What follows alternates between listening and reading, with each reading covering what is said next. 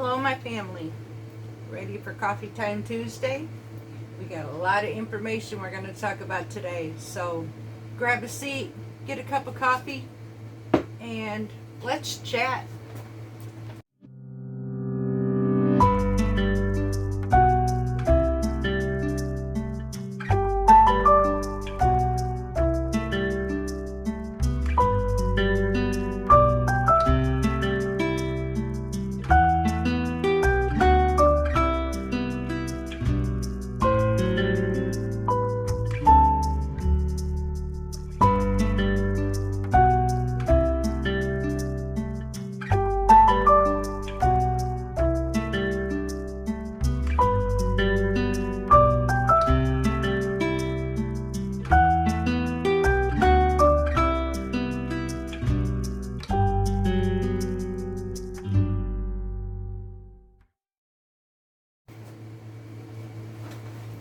Alright, my family, so we have a few new things that we are looking into, and one of them is something we ain't never done. Now, mind you, we're going to do this very carefully. It's going to be a very small event, mainly with my husband's co-workers and their families and children, but we're looking at teaching and training on our little homestead our future homesteaders, farmers, or beekeepers. And so we're going to give them a tour and a whole day event, and then maybe have some hot dogs or something later, and discuss and teaching these kids about seed planting, growing, raising chickens, about the eggs, about composting, about beekeeping, everything. So we're in the process of fixing up the homestead to make this happen. Now, we're excited about this, and we're also kind of cautious about this. We're not opening up fully to a public because we do need to take care of ourselves, and we need to, well, watch out for ourselves. So right now we're just doing this with children. And so we're nervous. Can we do this? And then we're excited at the same time because this is really cool. Can you imagine being able to teach children in the future to be able to survive in hard times? This would be amazing. And what an opportunity we have. I can even teach the wives, the families that are the moms and dads, about milling their flour, the healthy aspects to it, and what we do with canning. And there's just so much that we can teach these folks that maybe the younger, our younger, maybe, will give them a better chance as time goes on. So there's an opportunity. Gardening. I was asked a question that really makes sense. And I've seen this over and over. I've seen where many say that they have this opportunity where they can go to a coffee shop that's near them and get all the coffee grounds they want to, and then they want to use it in their garden. Now, I'm going to tell you, there is a good and a bad to this. Now, please be very cautious. It was one that I did not know about, and one that probably explains a lot when I first started. I grew up with my mama. She had eggshells and coffee grounds too. They used it for fertilizer. So I did the same thing until I started realizing and researching something was off.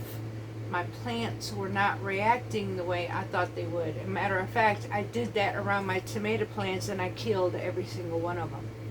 So I had to go in and think, what did I do wrong? And here's what I did wrong. Number one, in your compost, coffee grounds can be beneficial, as it does feed microgerms in there, or microorganisms, and it attracts worms. A certain amount of coffee grounds into your soil can create a balance. Now, there are other aspects where we could take coffee grounds on the top of our soil, around our plants or whatever, and then turn it into the soil. It also helps create absorbency and keeps it moist around your plants. However, here is where the cautious comes in. because coffee grounds are highly acidic. That's what killed my tomatoes. My tomatoes are not an acidic plant, and the acid in the coffee grounds killed my tomatoes. So would I go to a coffee house and immediately grab all the free coffee I could? Personally, no. I will make a pot of coffee, and I will put some of my grounds into my compost, but for the most part, I will probably trash it. Now, if you don't make coffee or whatever, if you have an opportunity to get some coffee grounds, yes, go ahead and do that. Don't make it your complete soil, because unless you have blueberries, azaleas, hydrangeas, those acid-loving plants would adore your coffee grounds, but anything else will not.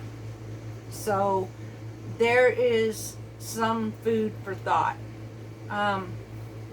Me, I put so much into my compost, and I don't do it anymore. I would never, honestly, top my beds with coffee grounds. Eggshells. Eggshells is an amazing calcium source. However, there's a good way and a bad way of doing this. Calcium. We know that eggshells is an amazing calcium source. However, if we were to do, and I've done this, I would add eggshells to my soil. There's only one problem. Eggshells do not break down. It takes several years to break them down. And so I was told to add eggshells also for my tomatoes to prevent blossom end rot, because our tomatoes use calcium. Made sense. However, not in the form of the shell, because it does not break down. And the tomatoes never get none of that calcium. What I ended up doing, and there was another source to it, is the shells need to be dried out. They need to be washed, because we don't want to put those germs, salmonella, or any of that into our soil. So it is best to wash them out, dry them until they are completely dry, which takes about 30 minutes. And then crush them and puree them up, or grind them into powder. You have a better chance of absorbing into your soil as a powder base than you will as a crushed up source. So I'm hoping these tips in your gardens are helping you. This is what I ended up doing, and what I did last year, I had more tomatoes than I ever thought, and not one of them got blossom end rot. As I turned all my eggshells, because I get free eggshells, I turned them all into powder, and I would dust my tomatoes in each hole with the egg powder, the calcium powder, and then I planted my tomatoes. I would never do this again as eggshell hulls or just the crushed shells, because I will tell you, some of the places what I did do that with, I still see eggshells because they have not broken down still. If I want to do that, I'm going to feed it back to my chickens, because my chickens, my hens, can use the calcium for their egg production. That's the only way I would do it anymore. So, I don't know what else I could think of. Gardening tips. I'm still learning a lot. I really am. And the one most frustrating one to me is squash. That's going to be the death of me.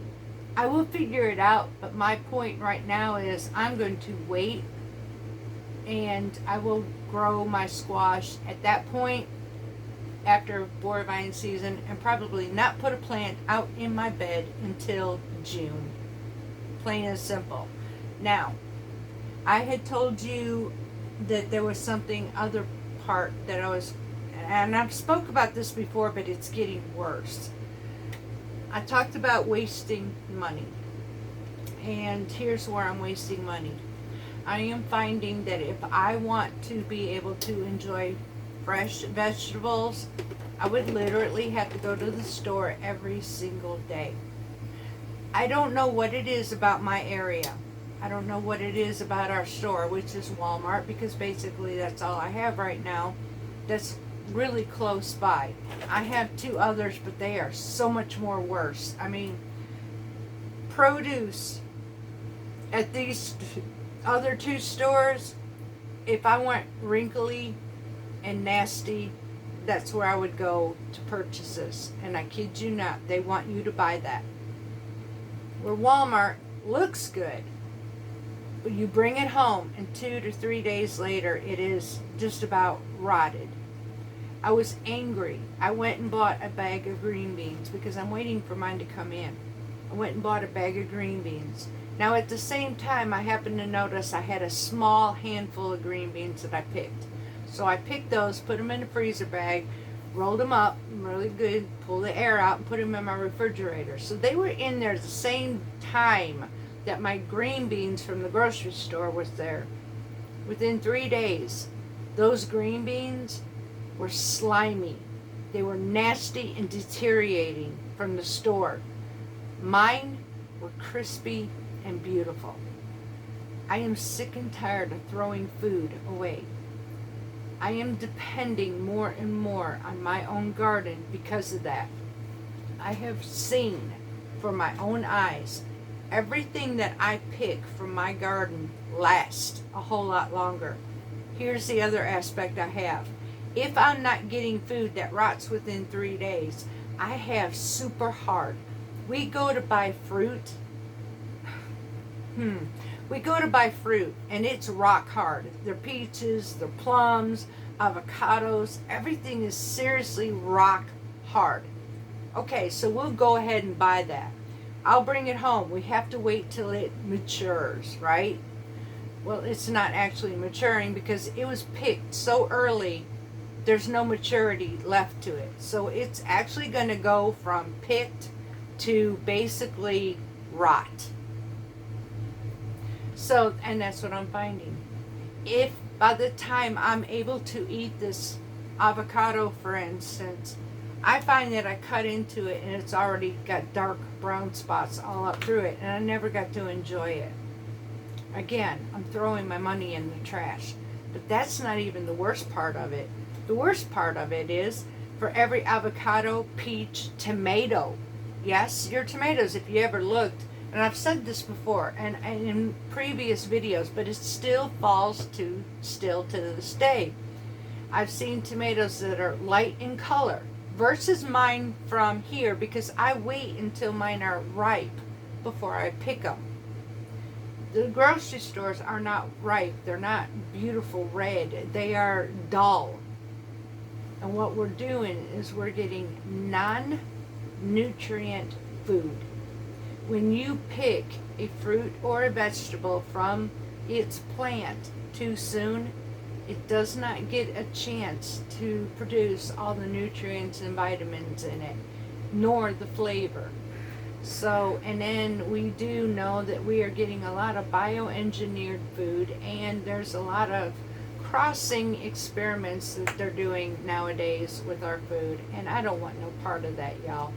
Whether this stuff is true or not, I try not to cross those lines. I try not to get involved in that. What I do know is what I do in my garden. I know what it tastes like. I know the texture. I know the storage value. And I know the nutrients that I'm getting in what I grow. Can I do this for everything? Unfortunately, no. I do still have to rely on stores. But here's what I have to do. Pick and choose my battles. The best places and what I'm going to do to get the best and the quality. I may even just choose for now to go to farmers markets and stay away from the stores. But that's going to be seen on prices because there's an issue there too. Unfortunately, everything is a lot higher than it used to be. So, this is why this year I'm paying so much attention to my garden. Now, I recently lost all of my lettuce. And it was sad because at that point, that's when all the work for my dentures started, and I wasn't able to get to my lettuce or let alone eat it. So the chickens enjoyed that one because they bolted. And once it bolts, it is so, so bitter. It is nasty bitter. So part of it went to compost, the other part went to chickens. They loved it. And so I'm trying to figure out what I'm going to put in place of that bed. The radishes, it got too hot for the radishes, so naturally I had to pull them. And in that spot, I planted basil and I planted dill. So I'm not done. I'm not leaving spots empty in my beds. I'm just trying to pick and choose what is good at this point of summer to put into my beds. Now this year I will grow in the fall. We do have the frost covers. We're not using regular greenhouse covers, but wintertime I am not growing anything. I'm taking the winter and I'm replenishing our soils and we're leaving it alone. I will go as far as fall and that is it. So I'm going to think about what I'm going to plant at that point, which I will start in August for fall, and by the time winter comes, all those crops should be done. Let's see, what else are we doing? I will keep you informed on the gardens. I am going ahead and getting my seeds and getting started more because I want to depend more and more on this homestead. I'm also doing some little fun things. Now, y'all, we only live once. I have been the type of person that has wanted to do so much, but didn't. And one time I even stopped dreaming, and that's not healthy. So I am learning that, okay, here's an instance. Y'all know I love the Mediterranean. I could literally take my farm, sell all of this, pack it up, and go to the Mediterranean and live. But I can't do that. So, if I can't go to the Mediterranean, I'm going to bring the Mediterranean to me. Even if it's small increments. Just like the Turkish simit. I went and ordered some Turkish tea. I want to try it. I want to see what it's like. Each area of the Mediterranean, I want to try something in these areas because it brings me, again, like I said, I can't go there, but I can bring it to me to the best of my ability, and that's what I'm going to do. So there are going to be some little fun increments. So Tuesday is coffee or tea time. You may find that one time I'm going to have tea time with Turkish tea. It'll be a way for me to be in the Mediterranean. I can't do it all the time, but sometimes I'm going to, just to give a little bit of fun in my life. Just something that I would love to be able to try. Something where I dream to be.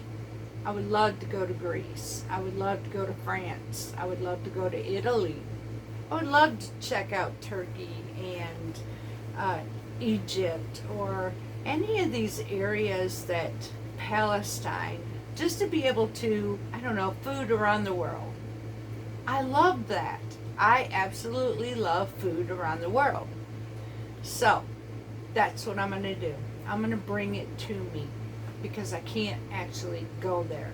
It's not affordable. And honestly, I do want to move, but I don't. I don't want to sell what we worked so hard to finally get. And we're free, y'all. I mean, we don't have a house note, so I'm not going to play stupid. I can just bring a little bit of that to me.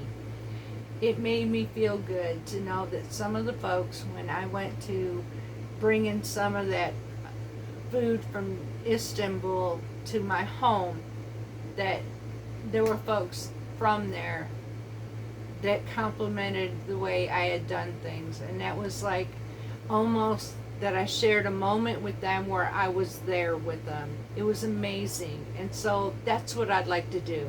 It helps me to be able to, well, here's an instance. I got to interact with folks from that side of the Mediterranean. So I made friends. Even if it was just for a moment, y'all. So it was nice to meet somebody from Turkey. And so if you don't mind, there is going to be cooking and there's going to be moments like this with something fun. This homestead is about fun, but it's also about healthy living. It's also about survival. It's about saving your money. It's about so many things, and all in all, it's going back to our roots. It's going back to where we belong, where we never should have left in the first place, and it's a way of us being able to live longer, enjoy life, and you know what? I'm learning how to do that. Some of you all have brought up a really good subject to me, and you really hit me straight in the heart when you said, Miss Carrie, you're such a beautiful person, but you're so serious. And I went back and watched a lot of my videos, and you all were so right. I was so serious, and to the point, I don't even know if I say I was enjoying life.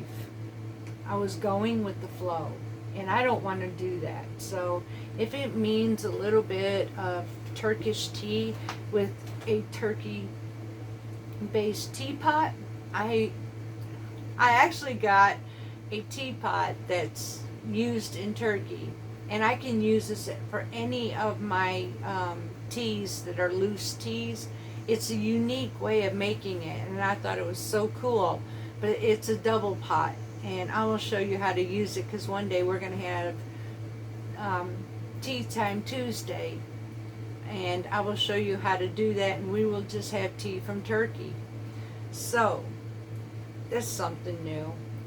I just want to put a little bit of fun every now and then, just like the Turkish simit, just a little bit of food from the real deal into incorporate into our home. So, and a lot of my Mediterranean food that you're seeing, that's what I'm doing. So hang on a moment.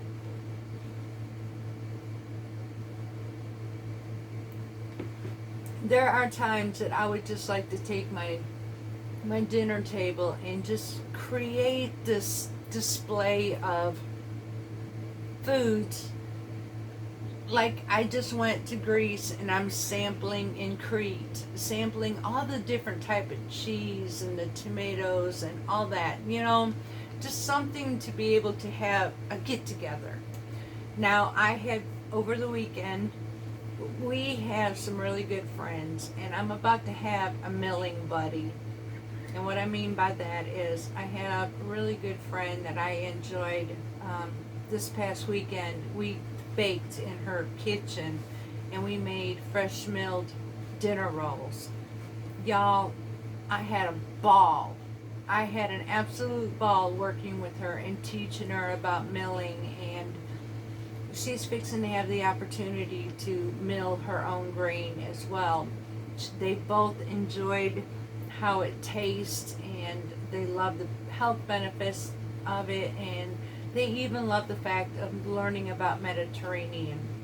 So I'm looking forward to having meals with them, and so I want to be able to learn how to entertain, if that makes any sense. I've never had the opportunity to sit down with friends and have a meal much with them. I love that. And honestly, one of the key things and one of the most important things in the Mediterranean lifestyle, even in the pyramid, was to eat as a family or eat as a group. And there's a purpose for that. When we are eating in front of our TV set, we are engorging ourselves because we are seeing everything about this fast food or that fast food or whatever. We're not communicating with each other, so we're just piling it in. But when we're communicating, and I've noticed that when the kids were living here and we sat at the table and we would talk, we would find that we would not eat everything on our plate because we were becoming full. We were having conversation, which is healthy. And I want that. I miss having friends. I miss dinner time with friends. And so I lived such a sheltered life. I don't even want that anymore. I want to be able to socialize. So I'm going to learn different foods that where we can have a really nice meal. And then afterwards maybe have some Turkish tea with some really pretty teacups that I've got coming too. So this is the new things I want to be able to put on our homestead. Not only can this be a way of living, but it can be a way of fun. And I want that. I want this homestead to have a memory that will last a lifetime. So, if you're willing to have some of that fun with me, y'all, maybe I can bring some certain things in, like the Turkish cement. Maybe I can bring some certain things in just to show you fun, like the Turkish tea that I'll be doing as well. So, I'm looking at, so I'm not boring you to death. But, yeah, most of the time we are going back since I am now being able to actually eat more. We are getting into the fittings and everything of my next stage in my dental work. So I am going back to Mediterranean because all this junk food is just the side effects. I wished I never went into, but I had to do what I had to do just to be able to eat. It is rough. Let me just tell you, it's rough. So I'm getting back to normal, and so I am going to be creating food again.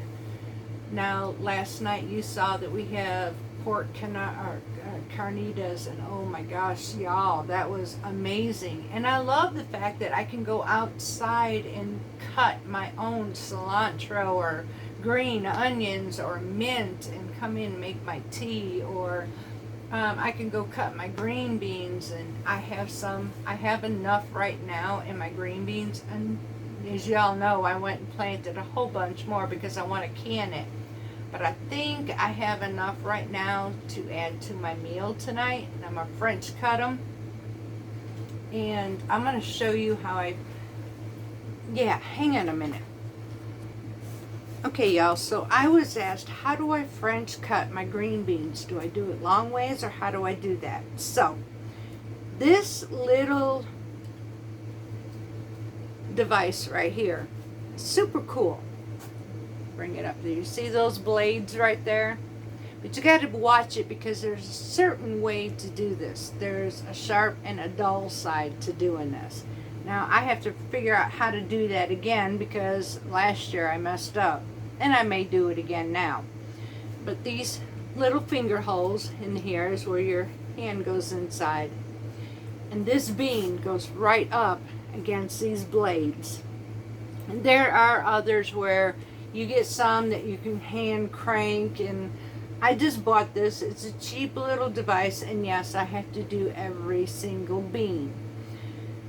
It can take time, or you can vow to go buy the cutter and just do it that way, super simple, quick. I may get into that. It depends on how much I actually do, but I don't mind doing this. So I just take it, pop it through on that blade, run it through the other side. See how it's splitting apart? Oops. Ooh. And then I have my fresh cut beans. So I lost some of them, and I don't want to do that. Okay, y'all. But anyways, that's how I do my French cut beans. I love the way they taste, and I will can my beans as well. Now, I don't know if I really have enough for supper tonight. I may, but this so far is what we have. We're just now starting to get into the bean season, and I did tell hubby, I know in all reality we have a very small area for growing, and I will do the best I can to produce enough for us to can with. But sometimes I know that I'm going to have to add to it. Now my San Marzanos, they are coming in amazing, and I really hope they keep producing. But there's also a reality for me is, will I have enough to do everything I want to do? Like my tomatoes, ketchup, salsa, my whole San Marzanos to turn into sauce. Those are the three main aspects I want from them. But if I have to, I will go to a farmer's market or Panatag, which is a big market out there, and I can buy tomatoes, come home and make salsa from it. Or I can see about getting Roma tomatoes and making sugar-free ketchup. So I'm not naive to know that maybe I have to turn around and do that because I don't have a big farm. Oh, I wish I did.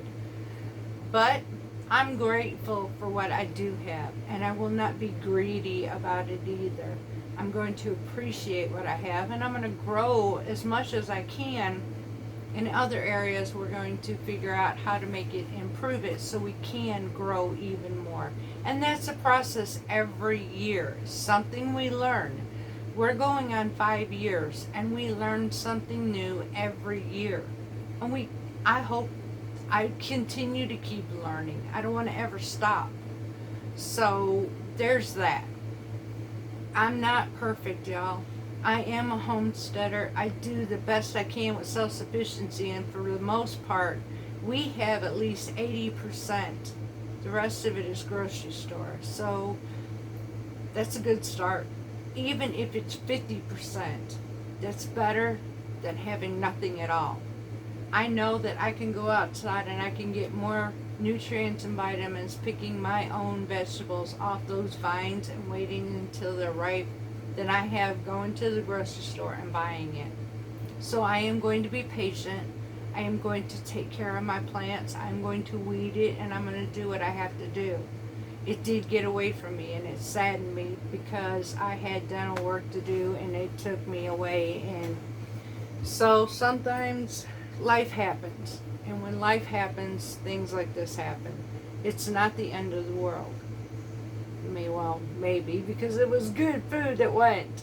But just like the microgreens, I mean, I didn't even get to enjoy them, but the chickens did.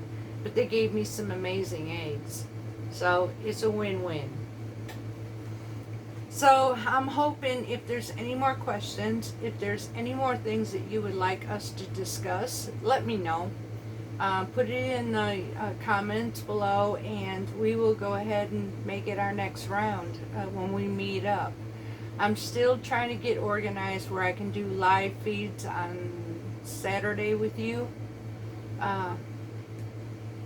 I'm not knocking that out yet, y'all, so I do want to get to that, but I have to be able to organize when I can do this, because I am meeting up with others and we are doing a lot of teaching and working together at the moment. So I love those opportunities, and I love the fact that I can bring healthy things into another home and teach them how to do this as well.